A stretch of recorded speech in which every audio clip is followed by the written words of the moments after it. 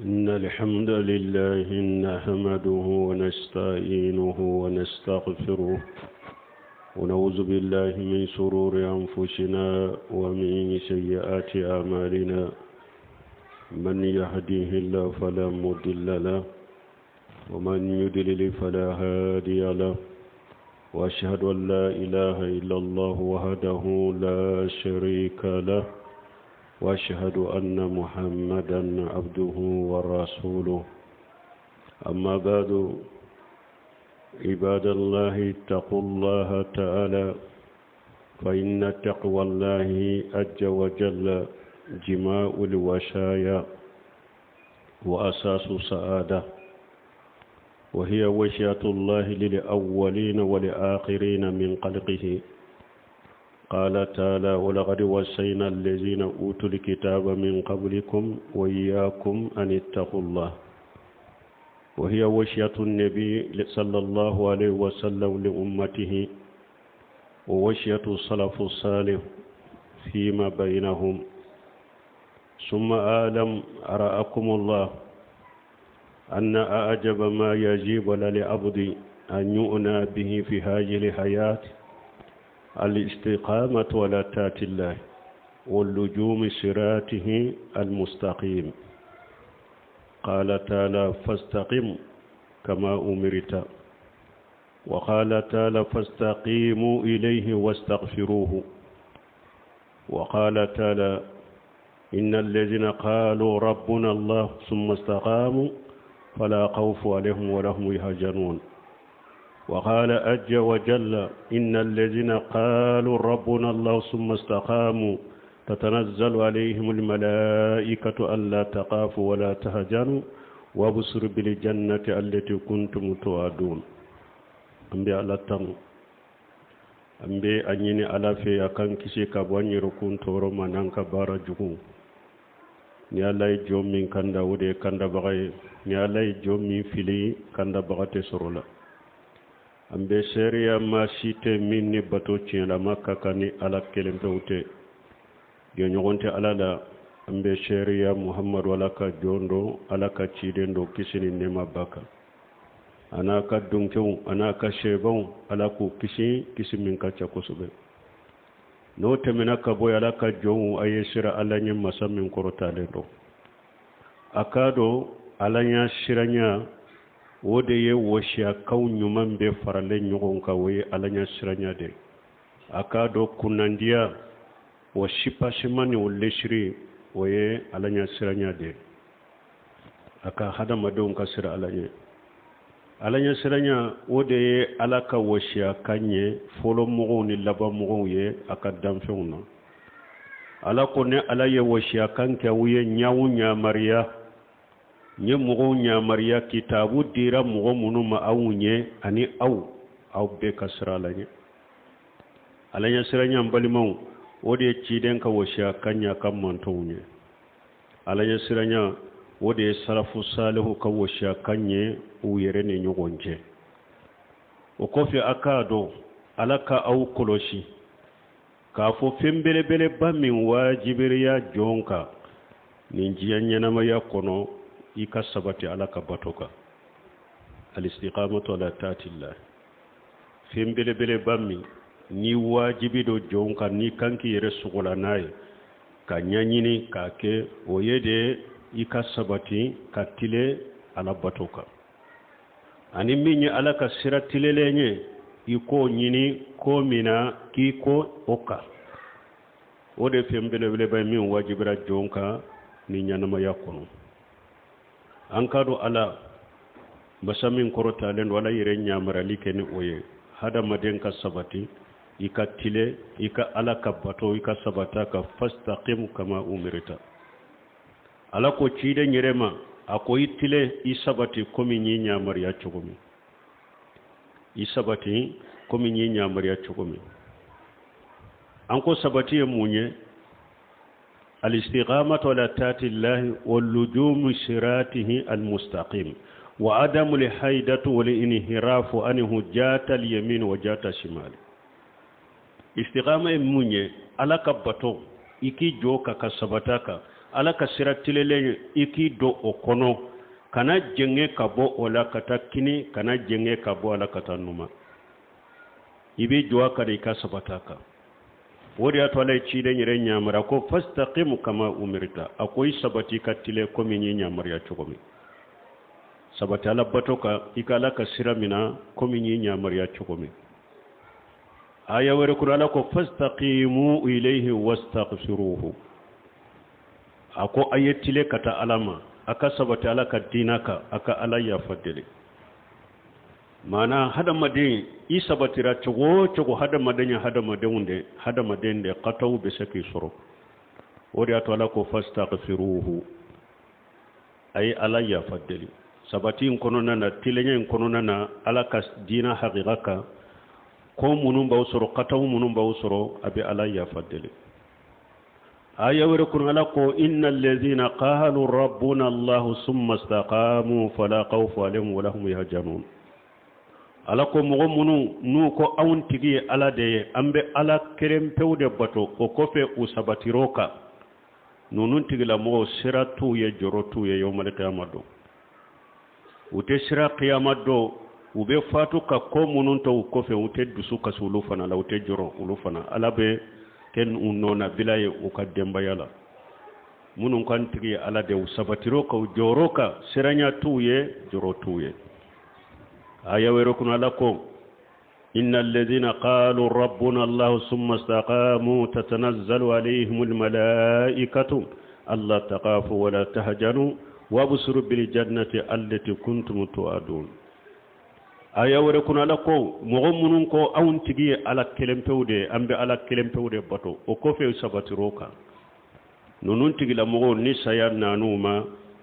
malikiyaw nema malikiyaw be groupe jigin nonun kade ko hakili sigi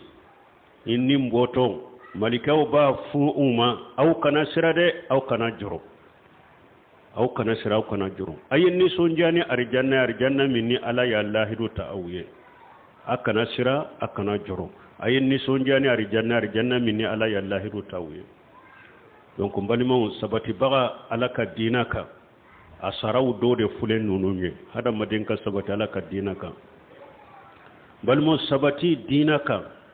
kunna dia sipasima de kunna dia ya o sipasima no lesiri de sabati ala ka dinaka sabati ala ka dinaka korota de do hada madenye jiya ani lagara ni mugo sabatira dina chiaka o be kima korota de jiya abe kima korota de yomali qiyamad do balmo sabati alaka dinaka o yemunye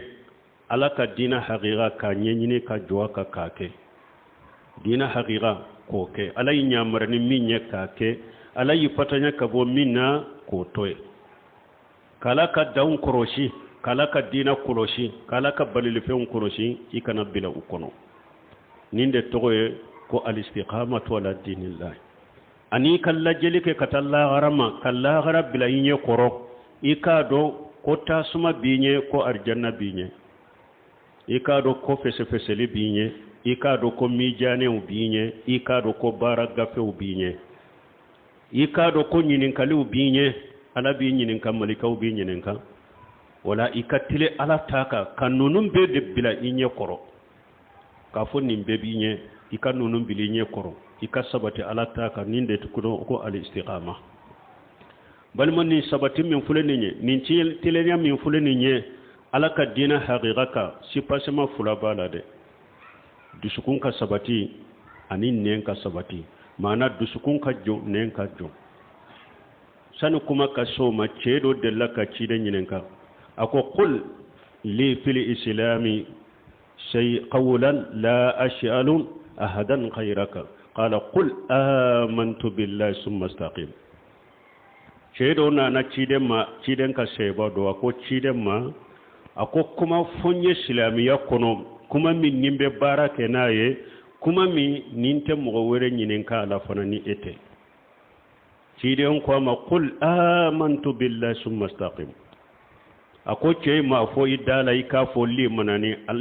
yani ala kelempewye be ala kelempewde bato o ko fe ka sabato ka ciden ma wosiya kay ndanyo ayenni de fo ce a fo idala kolli manani alaye ika sabato ka fana kana jenge ka bola kata kini kana jenge ka bola kata numa bal mo istiqama min fulani nye tileya min fulani nye ko qaida fulade bala dusuko aninne ci den ka hadisa den nanuka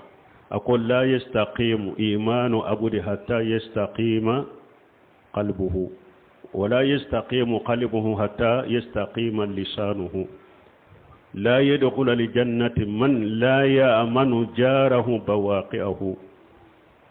كده صلى الله عليه وسلم أكو هذا مدى يكلي من يتسك التلي أبدا فوي دسكون دكتلي أكو دسكون فنتسك التلي أبدا فونين دكتلي أو تشيدن كو مغوتي دوار جنة كونو مغو من نيكا سيغي نيغو مكيسي كتونيو لما ite do arjanna kono sahidu ya munyenni hadisa kono cidenye hada maden ka limane ka tile bolo cidenya alle sirina sipasema ke fulade dusuku aninne dusukun ka tile ya munye dusukun ka alado tauhidi kalite saba dusukun ka alado ko akelem pelu de danike akelem pelu de be bato cielama beke akelem pelu de akelem pew de kerekelana ka togo nyumaw na ka mankuto nyumaw dusukun ka ala do dusukun ka da alala dusukun ka fana aka ko bedda alaka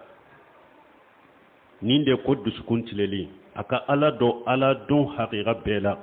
ka ka wakilu da alaka ka da alala ko bela ninde dusukun tay boni dusukun tilela nin chogola sufew to bebe tile dusukun nofe sida nyofo hadisa do kono inna fil jasadi mudghatan ija salahati salaha al jasadu kullu wa ija fasadati fasada al jasadu kulluhu ala wa hiya al qalbu sida ko sogo bu kele akwa fule fari kolola ni fari na nyana fari kolo be nyana na ciyana fari kolo be ciyana sida ko ye jumaye dusukun ni hadal maden dusukun tilela dusukun ye ala do dusukun ye kowda alaka dusukun dara alala sofe to bebenya men ni dusukun ma sheka ala do dusukun ma tile dusukun ma nye dusukun tinyana ha par kolo to bebe tinya wora to hadal maden ki yere jija i dusukunna yere jija dusukunna ngani ya nyumaw aqida nyumaw ala don bagaya alaka ka ala don ka da alala ka wakilu da alaka nunun ka sabati dusukun kono fengo fenye dusukun banaye i dusukun ka kisi ka boma min ye fulan ka fo yawye fitini na kumbaba munafiq yaw bidi yaw besen kenu yaw hasidi yaw donc alaka dina jugu yaw dusukun ka senya ka bonni mbema nunu nye dusukun banawde akatile ala kelempewuma ka ala kanu ala be fengo fen kanu dusukun ko kanu kala ka kele bantiya kanu ka tauhidi kanu ka tauhidi dunkew kanu fengo fen kadi ala ye kuma kauna barake tawla dusukun kan nimbe kanu ninde to ko dusukun tilele ni dusukun tilela ni chogola nyana ni chogola fari koro to bebe nya me ni dusukun ko ni manyewa fari koro to bebe chiya bal mo chide nya fulana ke munye ne ako dusukun fana te sika tile ni ne matile de ne fana tile la hadisa sahlen nanaka ciden ko ja asbaha ibn adama fa inna li adaa kullaha tukaffiru li insan akoni hada madun ni dugu jera sufew tobe fana sufew tobe ulu fana ubebe unyeshi neendema sufew tobe ubafo nema fa inma ana bika ewa ambido ede bolode ni hada made dugu jera doro ika dusukun ika sufew tobe u fana bu nyeshi neendema ubafo nema ambi bolode فإن أستقمت أستقمنا نتللا أم بتللا وإن أوججتا أوججنا أو نيجنا أم بجنا نين تللا سوفيو توبة تلا نين فنا جنا سوفيو توبة جنا ولا حدا مدني يروف لا يفرق كللا يجانتوني يروف لا كوسبة بسكون nen ka ke abe min fo ala be jeni minye nenka kuma ka ke ode fingo fe mbe alla de ladimi fingo fe ni abedo alaka gase de la nenki yere korosi o folima fingo fe alaka jon nu koro folini nemi me ya de bola nenka yere koloso made dondola cidanya washa kanke muajuye cidanya yere nemmina ko kuffale ka haja ako muaju nimmina inne mina ijanto innena muaju ko cide mayala awbe mion fona ne nyambe mina na yawa ako muaju ba ma den soro yala yawmal qiyamado hal yakubbu an-nas ala wujuhihim aw ala manakhirihim illa hasaid alsinatahum ako yala yawmal qiyamado be hadama dawm biri unye dawka munna ube hadama dawm biri ewa unnunka jahannaba kono munna nuka nenka tige fente niya yala ye mogo min biri ala ye malikaw nyamaru ka mogo min biri nyeda ka jahannaba kono ube ki biri nunka jahannaba kono foite ni innenka tige fente inne donc hadama denki janto innena niya me itilela ala ka dina ka isabatira ala ka dina ka i janto ni nyoro fulala de dusuku aninne nunun de tilenya ala ka dina ka sabati ala ka dina ka nim fula de ya sipasemai ambe ala deli ala ka kanya an kashe kashe an dusuku ma an kashe kashe an neuma an kan janto nunun dan balimo barakallahu li wa lakum fil qur'anil hakim wa nafani wa iyyakum bima fi min al dhikril hakim أقول قولي هذا واستغفر الله لي ولكم ولسائر المسلمين من كل جنب واستغفروه إنه هو الغفور الرحيم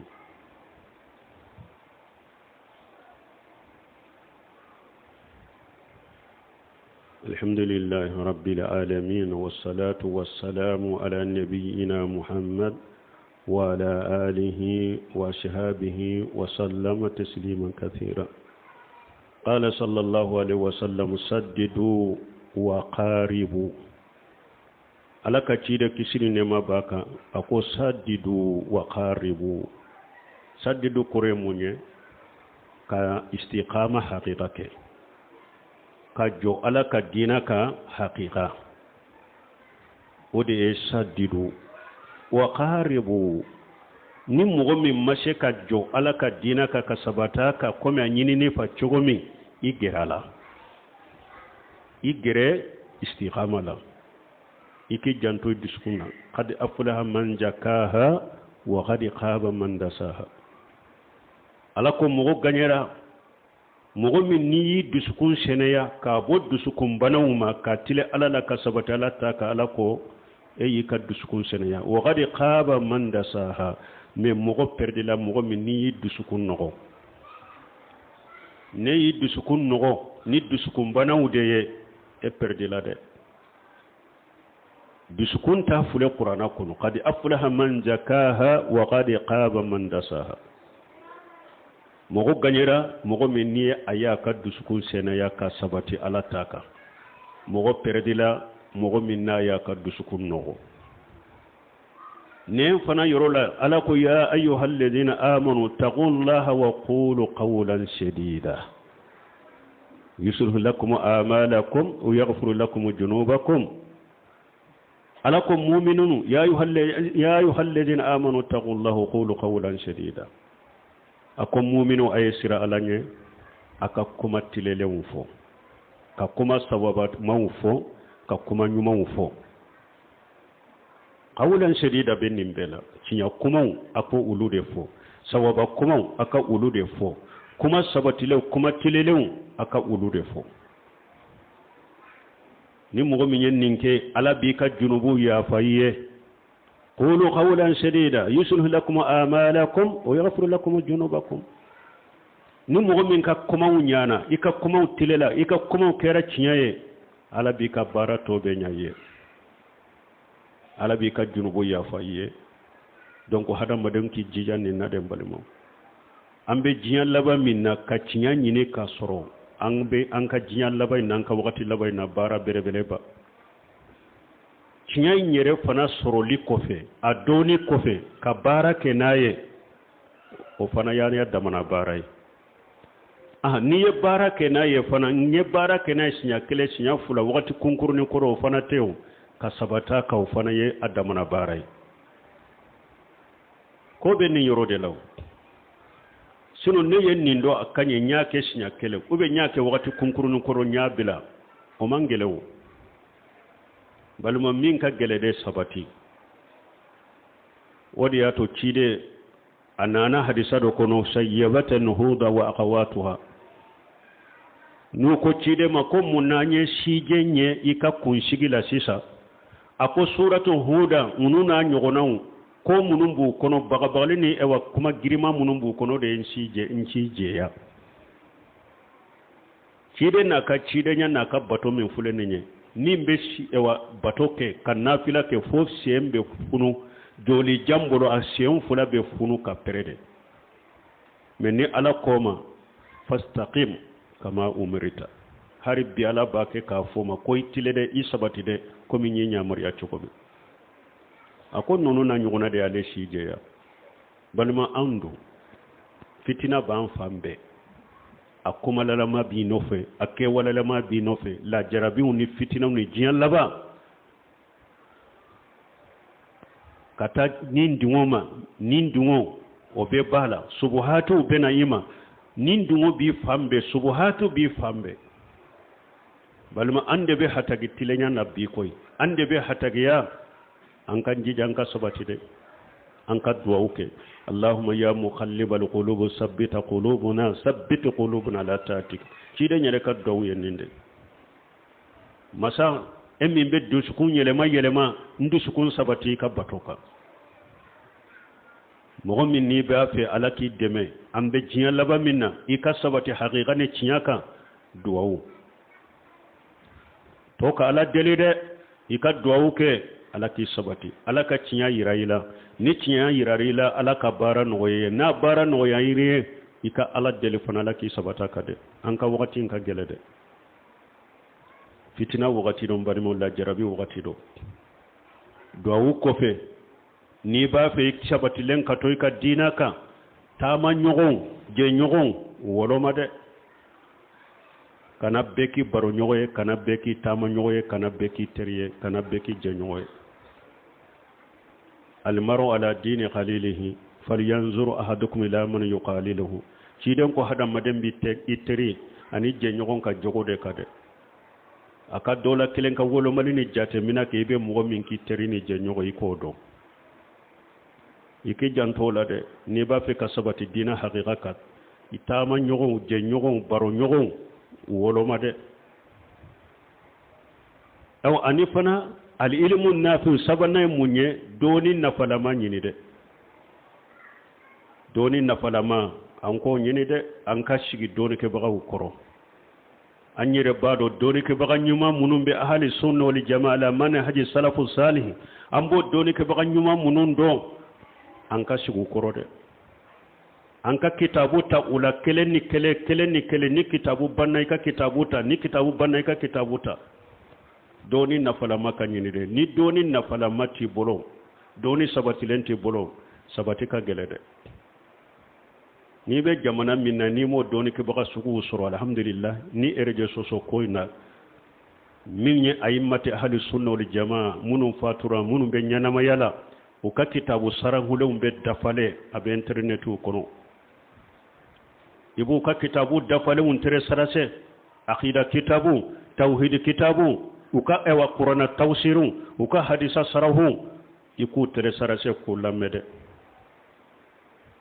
nin diɲɛ qila khala ni nin diɲɛ sugula caman i ka dabila koyi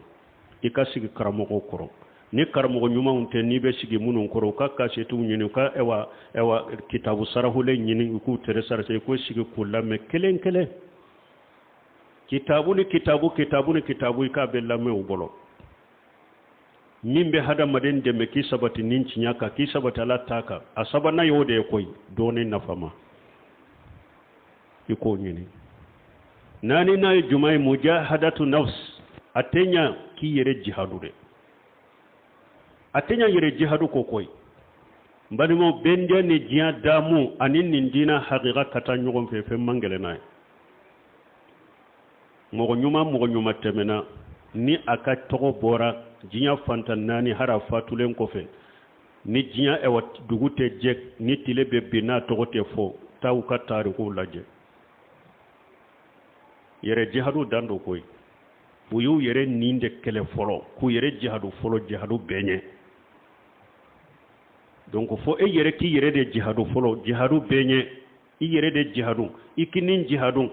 kanimbo adinguna kanindo subuhatula kabila alataka nunun de be sabate no ya hada madaw nyambalmo balmo no temina kaboy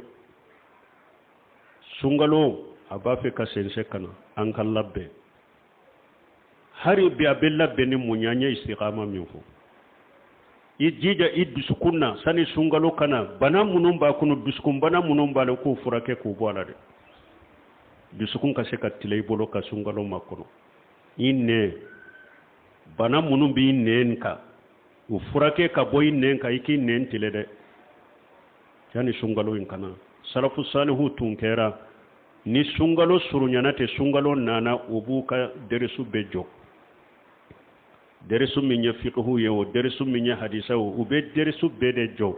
ko ka musafahu ta ko ka qur'ana uta ka sigi misiri kono ka ke qur'ana kala ni qur'ana jige salafu salihu ni sungalo nana ulube deresu bejo de ka yelema misiri ko ka qur'ana uta ka yelema misiri kono ka beke qur'ana kala ni